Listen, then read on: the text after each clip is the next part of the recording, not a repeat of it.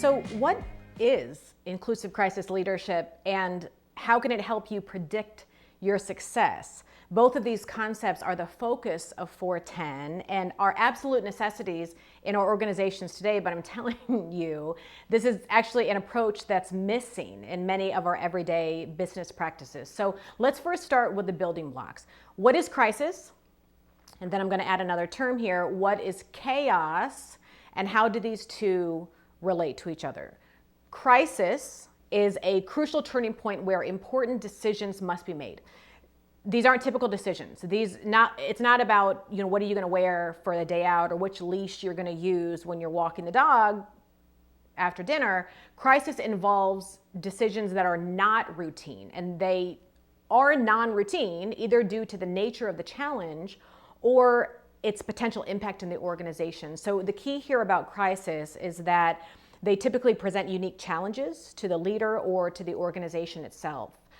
Examples of crises are social movements, such as Me Too and Black Lives Matter, political events, such as Ivy League presidents being called before Congress, or the national pushback against DEI. And then there are organization-specific crises, such as leadership misconduct or manufacturing recalls that both have become public. So while companies and organizations typically have established protocols and structures to handle routine decision-making, they very rarely have decision-making models that create efficiency and effectiveness in times of crisis. So again, crisis is a crucial turning point that has a crucial outcome.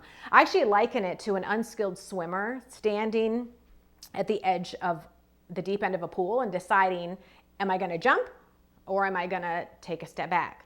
So the second term that I mentioned is chaos. Chaos is a state of confusion or uncertainty where the decision to be made doesn't fit well into the organization's established decision-making protocol. So there's actually a lack of perceived organization. And we like predictability. Humans like predictability.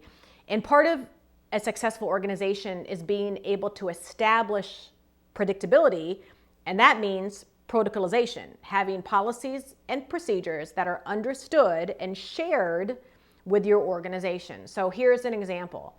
An organization decides haphazardly to provide a day off for a certain holiday. Now, organizations typically have established protocols for making these types of decisions about company-sanctioned days off that impact things like wellness, retention, attraction of your talent, total rewards and benefits, as well as scheduling teams to ensure that you have coverage. But this company didn't follow that. So now there's confusion. And employees or even leaders feel a sense of disorganization. They misunderstand things and it is chaos. Chaos hovers us on the edge of unpredictability. It can and does exist daily, but it actually may never grow or manifest itself to an extreme place, while chaos can exist in limbo and doesn't necessarily push for behavior changes. Crisis actually forces us to make decisions amid uncertainty. So now that you have an understanding of crisis and chaos, comprehending inclusive crisis leadership and predictive success will be a breeze. To understand our conversation, go to part 2 and 3 for understanding 410's key terminology, and I'll see you there.